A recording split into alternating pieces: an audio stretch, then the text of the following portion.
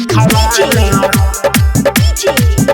अब बोल बम लिखवाला गाड़ी देवा घर के खुली कंवर कान्हा बाबा झूली सब चल देले बाबा के दुआरी हो लेला भंगिया धतूरा बम पी जइहा पूरा तब रहिया में तनको न ताकी